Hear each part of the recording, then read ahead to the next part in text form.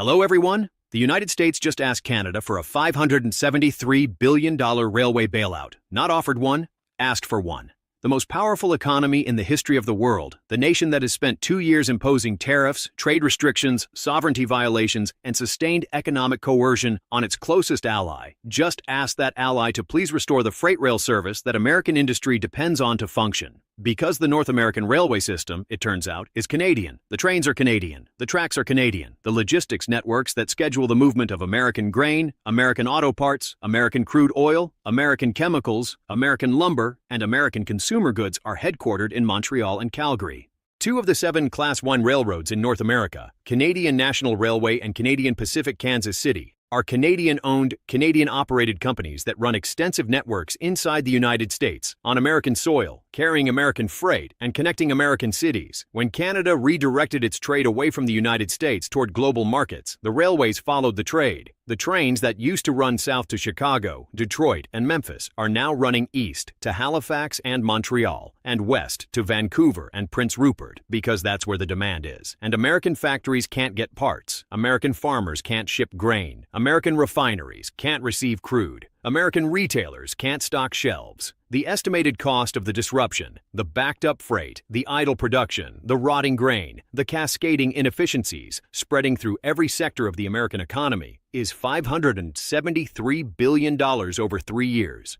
And Canada said no, not just no. Canada announced a $30 billion east-west rail corridor expansion, a massive infrastructure investment that permanently redirects Canadian freight capacity toward global export ports and away from the American border. The bailout was refused. The infrastructure that would have served American industry is being built in a different direction, and every dollar of concrete poured on the east-west corridor is a dollar of capacity that will never return to north-south service. Warren Buffett, who owns BNSF Railway, one of the largest freight carriers in North America, and who has spent 60 years studying the economics of moving goods by rail, said this is the most predictable infrastructure crisis in American history. He then explained, with the authority of someone who doesn't just study railways but owns one, why you cannot wage economic war on the country that owns your rail network and expect the trains to run on time, and why asking for a bailout from the nation you've been coercing isn't a negotiation strategy.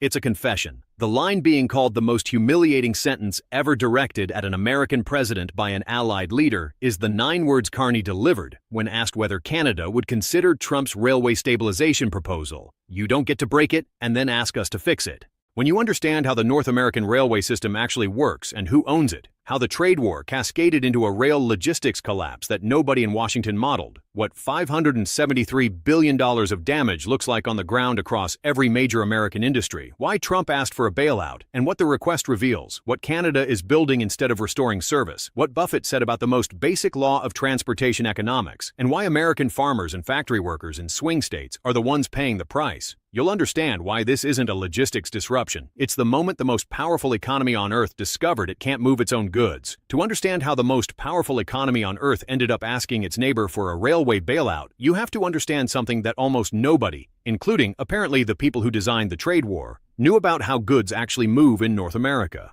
The North American freight railway system is not 3 separate national networks that happen to connect at border crossings. It is a single integrated continental system designed over a century and a half to move goods across the continent with maximum efficiency and minimum friction. The US-Canada border is not a dividing line in the system. It is a seam, invisible in normal operations, seamless in practice, and so thoroughly integrated into the logistics architecture of both nations that most people forgot it was there, including the people who decided to tear it. The revelation that stuns most Americans when they encounter it, and that reportedly stunned the President of the United States when it was explained to him in a briefing, is who owns the system. Canadian National Railway, headquartered in Montreal, operates a rail network stretching from the Canadian Atlantic coast to the Gulf of Mexico. Its American operations span Illinois, Michigan, Wisconsin, Minnesota, Mississippi, Louisiana, Alabama, and Tennessee. CN doesn't just carry Canadian goods across the border. It carries American goods within the United States, grain from the Midwest to Gulf ports, chemicals from Louisiana to factories in the Northeast, automotive components between plants across the industrial heartland.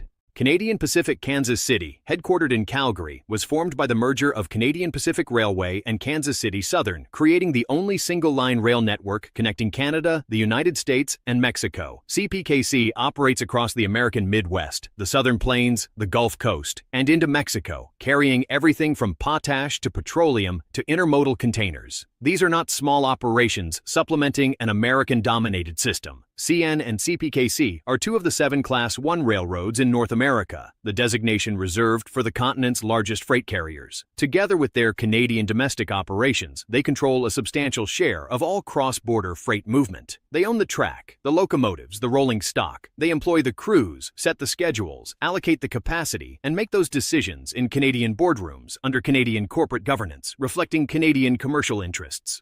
What these railways carry for the American economy reads like a bill of materials for the country itself. Grain from Iowa, Illinois, Minnesota, and the Dakotas to export terminals and domestic processors. Crude oil from Canadian fields to American refineries across the Midwest and Gulf. Automotive parts between cross-border manufacturing plants. Chemicals, fertilizers, lumber, steel, potash, manufactured goods, consumer products, and intermodal containers, carrying everything from electronics to clothing, from Pacific ports to inland distribution centers. Modern freight logistics runs on precision. Railcars scheduled to arrive within hours of when they're needed. Inventory systems calibrated to rail delivery timelines. Production schedules built around the assumption that the freight will flow. There is no strategic reserve of auto parts sitting in a warehouse. There is no backup grain elevator waiting to absorb a harvest that can't move. The system works because it is reliable. And it was reliable because the cross-border relationship was functional. When the relationship broke, the reliability broke with it, and nobody in Washington had modeled what would happen next. Here is what happened when the trade war collided with the reality of who owns the railways, because the disruption didn't arrive in a single dramatic action.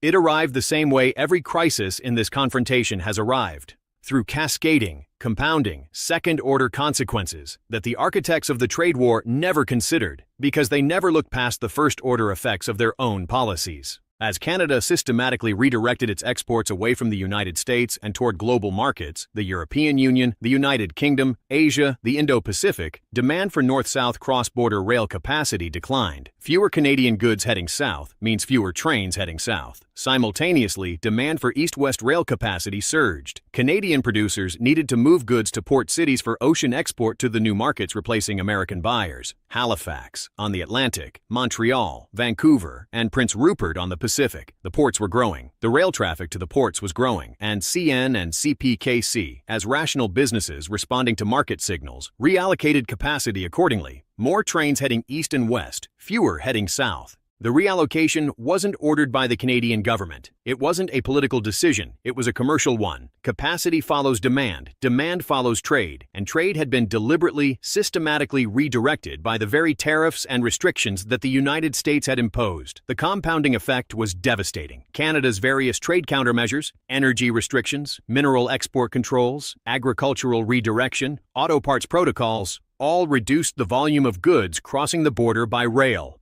Less cross-border trade meant less cross-border rail demand. Less demand meant less allocated capacity. Less capacity meant longer wait times, less reliable scheduling, and a freight system becoming progressively dysfunctional for American shippers. Not because anyone declared a rail embargo, but because the economic incentives that had made north-south service efficient and reliable had been methodically destroyed by the trade war itself. Canadian railways also began prioritizing Canadian domestic and export shipments over American cross-border freight, a rational commercial decision aligned with where revenue and volume were growing. American shippers weren't blocked, they were deprioritized. Their freight moved later, slower, with less predictability. And in a logistics system built on precision timing, later and slower means the entire downstream system, factories, distribution centers, retailers, consumers, grinds to a halt. The consequences hit the American economy like a slow-motion avalanche, invisible at first, then everywhere at once. American grain elevators across the Midwest filled to capacity and stayed full. Iowa, Illinois, Minnesota, Nebraska, the Dakotas. Farmers harvesting crops with nowhere to store them because the elevators couldn't empty, because the trains that would normally carry the grain to export terminals and processing facilities weren't coming at the frequency or reliability they once did. Grain sitting in elevators for weeks instead of days degrades. Temperature fluctuations, humidity, pest exposure. Grain that sits too long loses grade, loses certification, loses the premium pricing that makes the difference between a profitable harvest and a ruinous one. Millions of tons of American grain at risk of spoilage. Not because of drought, not because of disease, not because of a natural disaster, but because the trains that carry it are running east and west now, instead of south. Livestock operations dependent on rail-delivered feed reported shortfalls. Feedlots in Kansas and Texas were paying premium prices for trucked grain because rail delivery had become unreliable. Agricultural export windows, the tight timelines during which American grain competes on global commodity markets against Brazilian, Argentine, Australian, and Canadian grain, were being missed because the freight couldn't move fast enough. The automotive sector faced a compound crisis. The Canadian parts restrictions were already strangling assembly lines. Now the logistics system delivering the parts that did clear trade barriers was itself degrading. Parts that cleared the export protocol sat in rail yards, waiting for capacity. Components supposed to arrive in hours were arriving in weeks. Assembly lines already running at reduced capacity due to parts shortages now faced the additional burden of logistics failures on the parts that were available. The two crises didn't add, they multiplied. Energy shipments by rail, crude oil, natural gas liquids, propane, heating fuel, slowed across the Midwest and northern states. Refineries ran below capacity because rail-delivered crude arrived late. Propane distribution to rural communities in Minnesota, Wisconsin, and Michigan was disrupted ahead of winter. Chemical plants reported raw material delays of 2 to 4 weeks. Retail distribution centers across the northern United States reported inventory gaps as intermodal container movement slowed. Consumer prices climbed as logistics costs spiked. Trucking, the only alternative to rail, costs 3 to 5 times more per ton mile, and the trucking industry doesn't have the capacity to absorb the overflow. The American Logistics Association called it the most severe freight disruption since World War II. The projected economic cost, calculated from delayed shipments, lost production, agricultural spoilage, expedited trucking costs, manufacturing idle time, supply chain restructuring, and cascading inefficiencies, was $573 billion over 3 years. The number broke down across every sector. Agricultural losses exceeding $85 billion. Manufacturing disruption surpassing $140 billion. Energy supply chain costs above $55 billion. Direct freight delay costs above $120 billion. Cascading consumer price increases and competitive losses making up the rest. Every dollar traceable through a chain of cause and effect to a trade war that disrupted the trade, which disrupted the rail, which disrupted everything the rail carries, which is everything. And then Trump did something no American president has ever done in the history of the bilateral relationship. He asked Canada for help. The administration proposed a joint North American Railway Stabilization Framework, a bilateral agreement that would restore full cross-border freight rail service, guarantee American shippers priority access to Canadian rail networks, and share infrastructure investment costs between the two governments. The proposal was framed as mutual continental logistics coordination and shared infrastructure investment, diplomatic language designed to obscure the fundamental dynamic. The United States asking Canada to restore a service that Canada has no obligation to provide. During a trade war the United States started because American industry cannot function without it. The humiliation was structural and inescapable. Strip the diplomatic language away, and the picture is a superpower that has spent 2 years imposing tariffs, demanding compliance, threatening alliances, weaponizing food, restricting trade, and coercing its neighbor. Now asking that neighbor to please make the trains run again because its own economy is seizing up. The nation that called Canada a gas station with snow was asking the gas station for a ride. The nation that demanded Canada's Prime Minister resign was now requesting Canada's cooperation on a $573 billion logistics emergency. Trump's public framing was revealing in its obliviousness. We need Canada to be a responsible partner in continental infrastructure. Responsible. The nation that endured 18 months of economic warfare was being asked to act responsibly. Behind the scenes, one moment captured the entire crisis. Reports from 3 officials familiar with the briefing described Trump asking his advisors a single question during the presentation on the rail disruption. Why do they own our railways? The answer: that CN and CPKC are private companies that acquired American rail assets over decades through legitimate corporate transactions, approved by American regulators, through open market purchases that the United States welcomed and facilitated, reportedly produced a silence in the room that lasted considerably longer than the explanation itself. The President of the United States had just learned, in real time, that Canadian companies own critical American infrastructure. And the answer to his question was, because you let them, because you approved it, because you never considered that the country you decided to punish might be the country that moves your freight. Canada's response was not what Washington expected. It wasn't a negotiation. It wasn't a refusal softened with diplomatic regret. It was something worse. It was a plan. Canada formally declined the Joint Railway Stabilization Framework. The refusal was delivered through a formal diplomatic communication and a simultaneous public statement. No ambiguity, no opening for renegotiation, no suggestion that the terms could be adjusted. The stated reasoning was clinical. Canada is under no obligation to subsidize freight service that benefits industries in a country that has imposed tariffs, trade restrictions, and economic coercion on Canadian producers and workers. Cross-border rail service is a commercial function operated by private Canadian companies making rational decisions based on current trade volumes and future market projections. Canada will not distort those commercial decisions to absorb the consequences of another government's trade policy. And then Canada announced what it would be building instead: the $30 billion East-West Rail Corridor expansion, the largest single rail infrastructure investment in Canadian history. Expanded capacity to the Port of Vancouver and the Port of Prince Rupert, Canada's Pacific gateways to Asian markets. Expanded capacity to the Port of Halifax and the Port of Montreal, Atlantic gateways to European markets.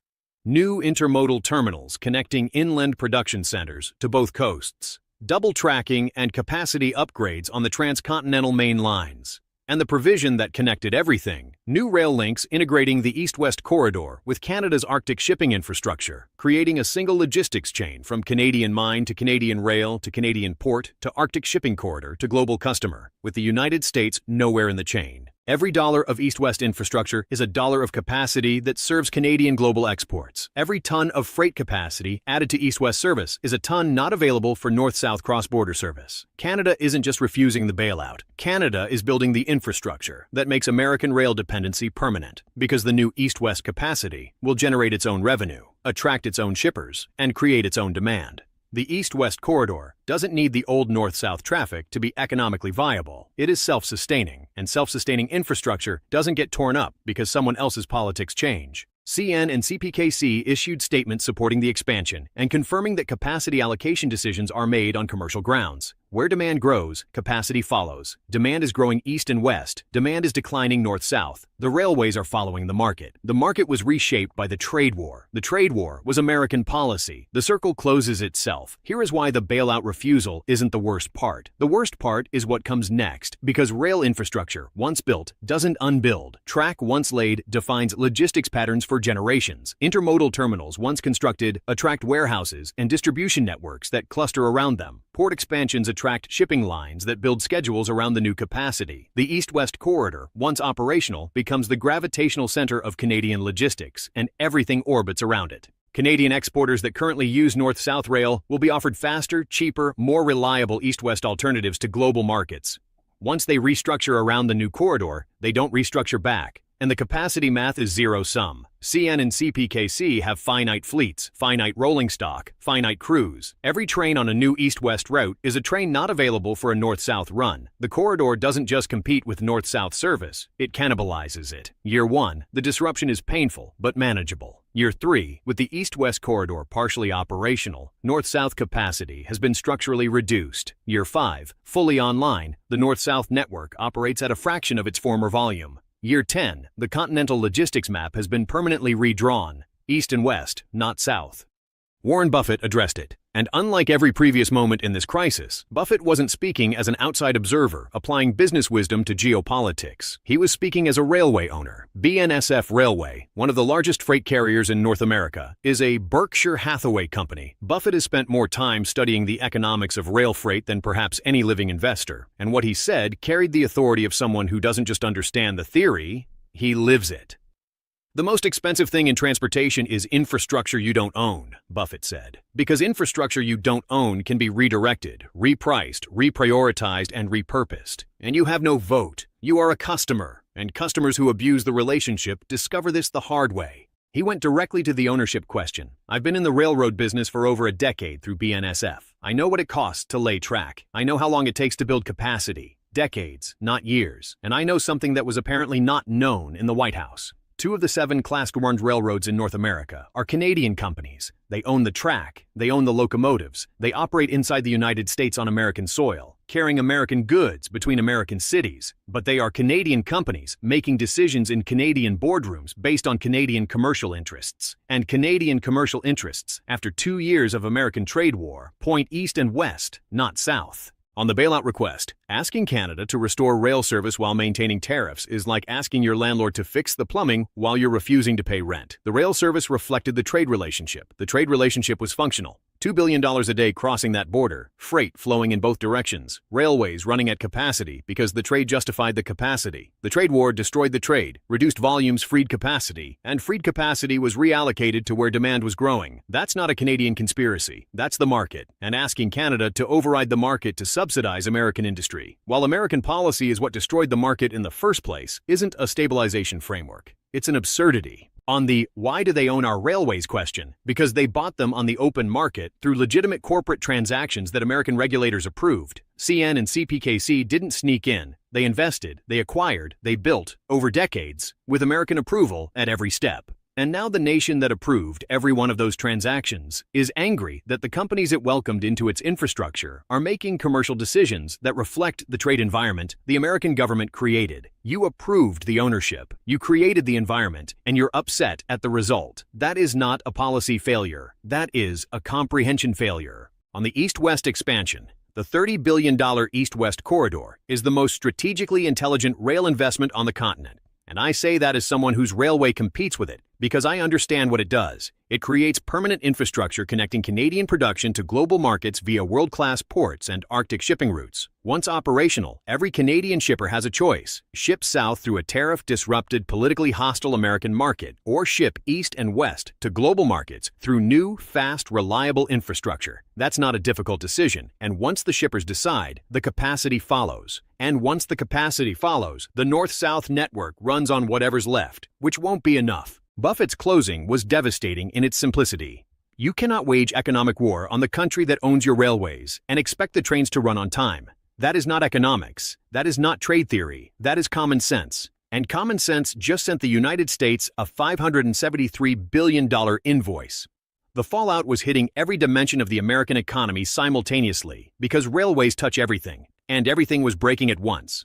The Farm Belt was in full crisis. Grain prices were depressed domestically from the supply glut, grain that couldn't ship, piling up, pushing local prices down, while global grain prices rose as American product failed to reach export markets. American farmers were in the worst financial position in a decade, holding crops they could grow but couldn't sell, in elevators they could fill but couldn't empty. Farm state senators were in open revolt. The same senators who had supported the trade war, now watching their agricultural constituencies choke on the consequences. My grain is sitting in an elevator, watching the price drop every day, said a soybean farmer in Iowa.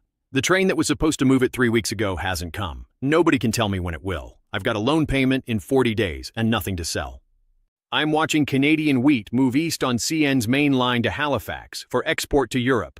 Canadian wheat that's competing with mine on the global market, said a wheat farmer in North Dakota. And my wheat is sitting in a bin because the same railroad that's moving Canadian grain doesn't have capacity for mine anymore. Tell me how this trade war helped me.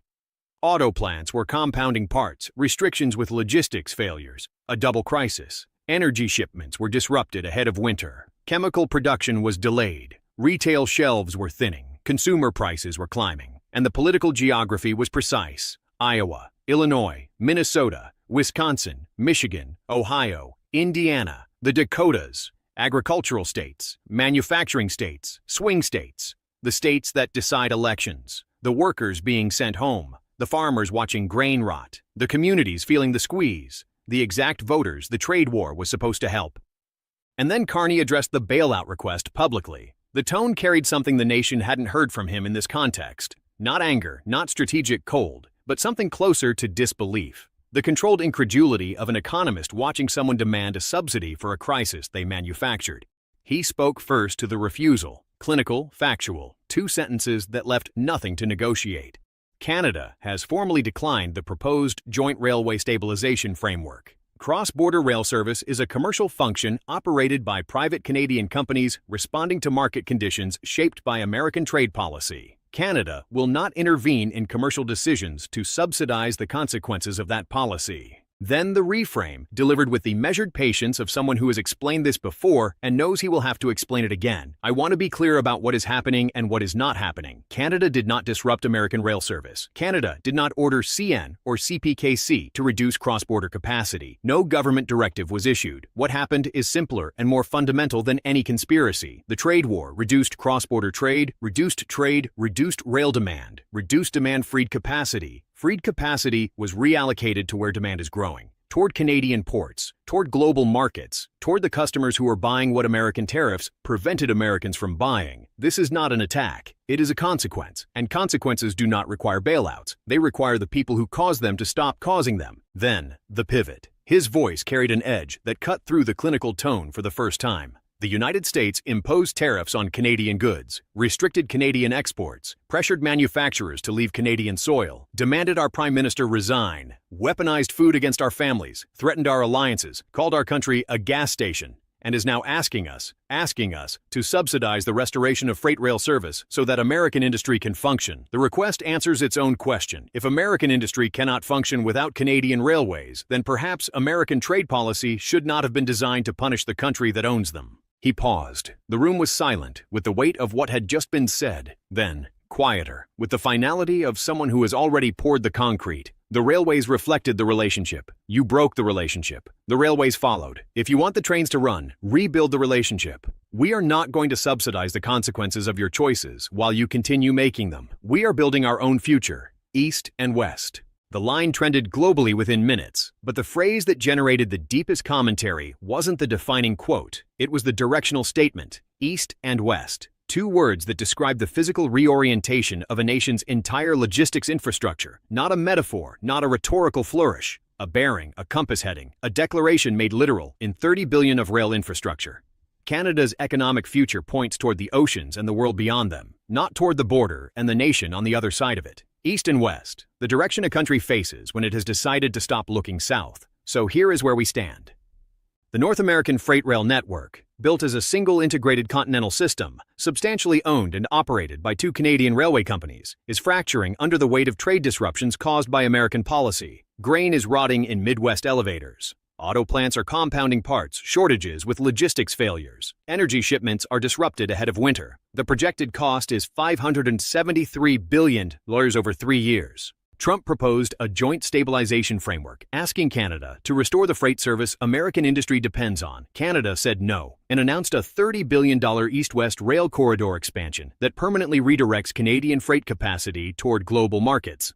Buffett, who owns a railway, explained why the crisis was inevitable. You cannot wage economic war on the country that owns your rails and expect the trains to run on time. And Carney stood at a podium with the corridor expansion plans behind him and said 9 words that told the most powerful economy in the history of the world that the consequences of its own choices are not someone else's responsibility. You don't get to break it and then ask us to fix it. Can the American economy absorb a sustained freight disruption when there is no domestic alternative at scale and Canadian infrastructure is being permanently reoriented away from the border? If the East-West corridor is built and Canadian freight permanently redirects toward global ports, does the North-South rail network ever recover, even if the trade war ends tomorrow? What does it mean for American strategic planning when the logistics infrastructure, the entire economy, depends on points in a different direction? Every fix goes through Ottawa.